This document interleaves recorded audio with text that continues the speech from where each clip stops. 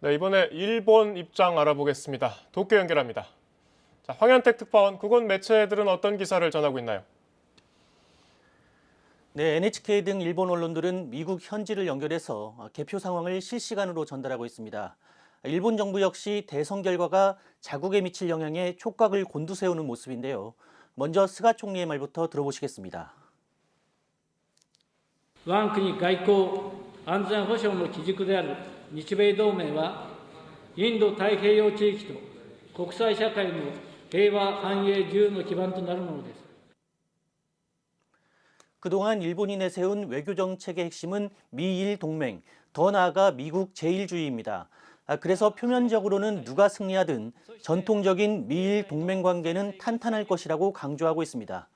다만 아베 전 총리와 트럼프 대통령이 서로 각별한 친분을 과시했던 만큼 내심 트럼프 대통령의 재선을 바라는 분위기도 읽힙니다. 실제로 4년 전 대선 때 아베 총리는 당선자가 나오자마자 곧바로 미국으로 달려갔는데요. 취임식도 하지 않았던 트럼프 대통령이 마주한 첫 외국 정상이기도 했습니다. 네, 말씀대로 아베 전 총리는 트럼프 대통령과 각별한 사이였는데 이번 대선 결과가 일본 외교 안보 현안에 어떤 영향을 주게 될지 정리해 주세요. 네, 일본 정부가 특히 주목하는 건 향후 미국 정부의 대중국 정책입니다. 대표적으로는 센카쿠 열도, 중국명 다오이다오 영유권 분쟁 등 중국과의 외교적 긴장감이 갈수록 커지고 있기 때문입니다.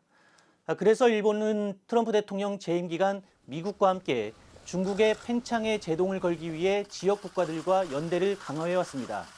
반면에 바이든으로 정권이 교체될 경우 이른바 재팬 패싱, 즉 일본 배제 가능성을 우려하기도 합니다. 미국과 중국이 갈등 완화를 모색할 경우 중국과 각을 세워온 일본 외교의 존재감이 옅어질 가능성이 크기 때문입니다. 아울러 미국 대선 결과는 내년 3월에 만료되는 주일 미군 방위비 협상에도 중대한 변수가 될 전망입니다. 그동안 트럼프 행정부는 기존보다 약 4배 많은 연 80억 달러 이상을 일본 정부에 요구해 왔습니다. 지금까지 도쿄에서 전해드렸습니다.